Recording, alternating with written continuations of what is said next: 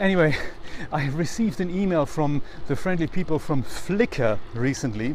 And Flickr, I don't know if you are familiar with Flickr's complicated and tormented history, but they've recently, last year sometime, they've been bought by SmugMug.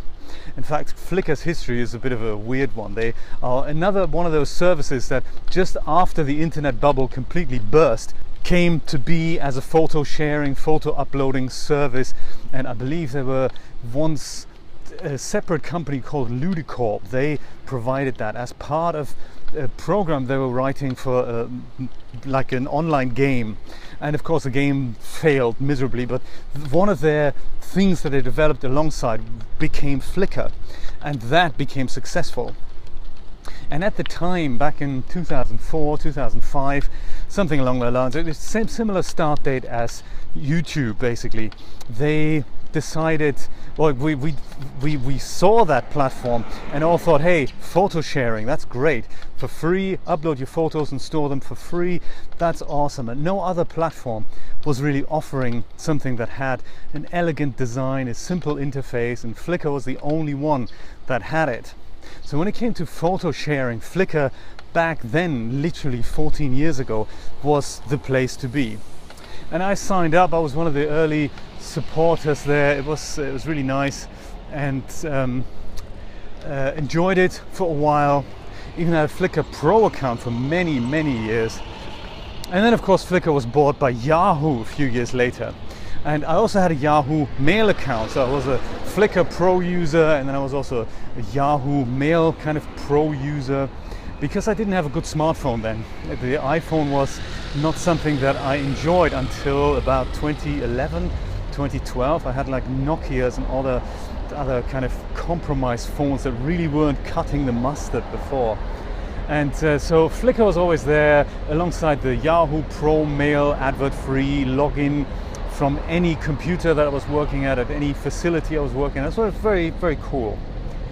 But I guess what's so sad about Flickr is that the changes they've made over the years are kind of just weird, you know. So it started with, well, if you use Flickr, then you have to endure adverts on the website, or you have to pay us money, and then you also get additional storage.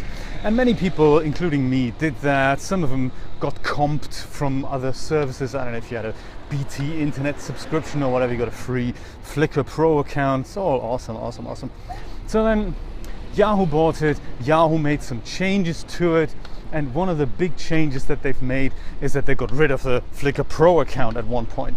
And that upset many people, and to compensate for that, I believe they said something along the lines of, well, we're going to give everyone a terabyte of free storage, no matter if you pay or not.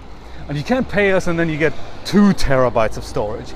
And it was all just weird, unless you never cancelled your subscription and then you were grandfathered in and it was never a problem. So completely just complicated through the roof. I don't know how much the infrastructure costs to make all the Flickr users happy, but it must be ginormous. It's probably not as huge and as expensive as the YouTube infrastructure is, but it certainly is like up there. And I really don't know if the 100,000 Flickr Pro subscribers really pay the bills there. I really don't know. I also don't know if the advertising revenue they get is enough to feed those hungry servers. I really can't tell. But anyway, the point came at which Yahoo was bought by Verizon, which is kind of the equivalent to O2. Not O2, yes, O2 here in the US. They're a big mobile phone operator, Verizon, alongside AT&T and kind of Sprint and T-Mobile. They don't really count. I mean, they're operators, but you know, AT&T and Verizon are really the big mobile phone operators over here in the US nationwide. And Verizon made some restructuring. I believe Yahoo first, when they still owned it, they created a service called OAuth. It's a super crazy word. Let's make sure it's unpronounceable. OAuth. And it sounds a bit like somebody throwing up, but yeah, that's what they did. And part of that was then that Flickr now became associated with this WAF brand. I don't really know what that means. But WAF was then kind of bought by Verizon alongside Yahoo, and they thought, what are we going to do with the frickin' photo sharing service? And the reason for that is that back in the day when Flickr was the only one of its kind of photo sharing service, it was good to upload a photo once and then embed it into several other things like websites and social media things and whatnot. But of course, there soon came the point at which many of the social networking platforms allowed this very service to happen natively on their platform. And rather than having to have a separate account on Flickr and then embed your Flickr album into Facebook, for example, Facebook just went ahead and said, well, photo sharing, no problem, we'll do that on our platform as well. And then you can natively tag people and just upload your photos to Facebook, share those publicly, privately, whatever you want to do. And that, of course, was a much more convenient way. So many of us stopped using Flickr because there was just no reason to do so anymore, because it had been superseded by many other platforms. I mean, Facebook is just one example of how this came to be, but there are many other services that allowed photo sharing to happen rather casually alongside other services. And then, of course, then the next step was CDNs, so content delivery networks that were capable of not just pulling a photo from a single location, but if you're living in Australia, then it's easier for an Australian server to deliver your asset rather than if you're living in North America, where a North American server would be much closer. And you know, that's a content delivery network. And many platforms, including WordPress, came up with this integration, and it has made things a lot faster. And so it looks to me as if there's not really a place for Flickr anymore, as much as it saddens me to say this. I mean, I'm coming to this point because a few weeks ago I've been contacted by them to say, hey, your card has expired. If you want to keep using your Flickr Pro account, you got to give us new card details. And I was thinking, do I really need that right now? I mean, is it important for me to have a Flickr Pro account? What's happening here? And I decided, actually, no, I don't really use it anymore. I don't use it for photo sharing.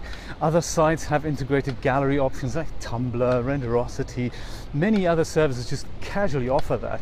And that's exactly how many of us are using it now. And so I decided, no, actually, I don't really need to spend whatever it was, $50 a year on Flickr anymore.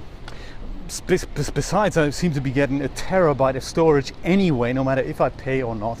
I never get to see the adverts because I'm never on the website. This is exactly why I cancelled my Yahoo kind of pro mail account as well. I never use the website anymore, so I don't really care if you guys show web adverts or not. I don't get to see them anyway. It's perfectly accessible via IMAP. What's the point, really? So there we go. That's why I haven't for years, actually. I haven't renewed my Yahoo Pro account, and now I haven't renewed my Flickr account.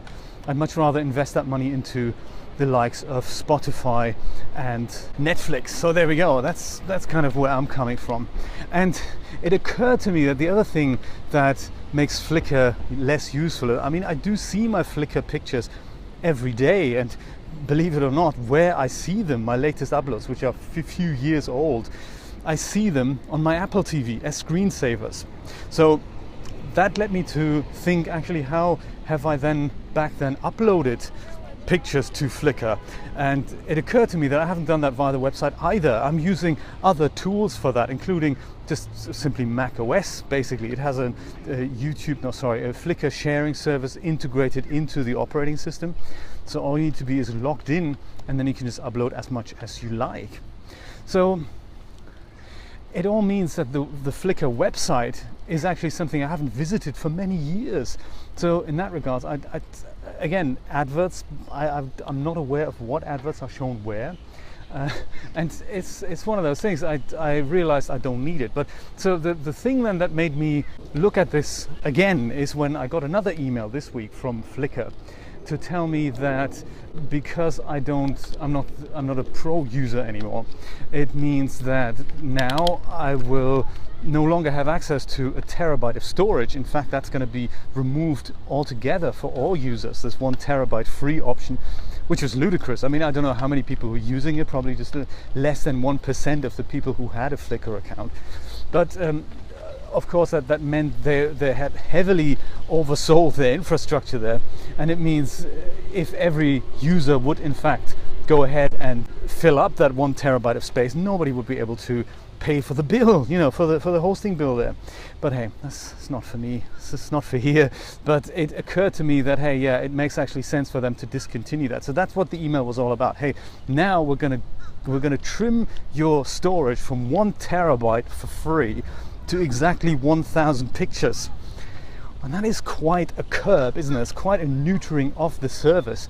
It occurred to me. So it's crazy. It's in that light, I'm thinking, look, Flickr, I think you've had your day. And currently they're owned by a company called SmugMug. While a funny name, I really don't know what they do. I'm sure it's got to do something with photo sharing. And I've heard that name before, but I've never really come across that service as something that I should be on or that I should be using, so I don't really know who's using it. But hey, they've bought Flickr, and for them it's probably cool because it's a great infrastructure improvement. But really, is it of any use in 2018? I don't think so. And this leads me to a very interesting point, which is that sometimes things just have a limited lifespan. Nothing's forever anymore. Things come at a time when people like them, and they grow phenomenally, but there comes a point where I think these services are superseded by other things. And I think Flickr is a great example of something that had its day. I mean, look at MySpace. MySpace was great when it started. It was really popular because there was nothing like it out there, and it's gradually been superseded by other tools, for example Facebook and Twitter. Twitter is another interesting contender that many believe perhaps that it just had its day, mainly because other services have integrated what can be done on Twitter and just casually added that to Facebook, for example, like the idea of following people without having to be friends with them, for example. I can have a look at whoever does something without them actually having to have a compulsive look at what I'm doing, because that was always a little bit, what's the word, weird. So yes, that's been fixed. So that functionality has more or less been completely integrated in Facebook. And of course there's also the point where these free services, they get a lot of angel investment, they get a lot of money, they show potential, and then of course the investors turn around and say, well, you said this is going to make us money one day, so how are we going to do that? And that's when these platforms start falling apart, because then they're getting destroyed by stuff like advertising and just evil stuff that you never wanted to see, and then there's always the business users who go, hey, how much money do I need to throw at you to have my post boosted? And no, actually that I do not want to see. So I don't know, that's just my take on Flickr and my thoughts on this recent 1 terabyte free thing is going to disappear, and I'm now going to get another iCloud photo stream in essence, and I don't know, I feel sorry for the people who've used that terabyte as a viable option. I don't know, there's so much free storage out there. It reminds me also of the fact that when Microsoft's SkyDrive service, or OneDrive as it's called today, they tried to heavily outsell everyone. I mean, Dropbox was great, still is great, still fulfills its purpose, but everyone, it seemed at one point, wanted to get on board with this, we're going to give you even more free space. And I think the OneDrive people, they gave us 10, 20 gigabytes to begin with for no cost. And that was, of course, a great offer. But then a few years later, they turned around and said, actually, Microsoft's going to go bust if you all keep using 20 gigabytes of the stuff that we've promised you. So we're going to curb that down to like 2 gigabytes. And you think, yeah, okay, thanks. So what am I going to do with the 18 gigabytes of stuff that I've shared across 11 computers? Is that going to be deleted? Yes, it will be, unless you give us some cash. And you go, yeah, okay, so I understand that companies have to make adjustments every once in a while, but going so over the top and promising you the impossible just to take it away again a year or two later, it just goes to show we all make mistakes. Yes. Anyway, let's not forget the free unlimited photo storage we get with Amazon Prime, eh? One of those things.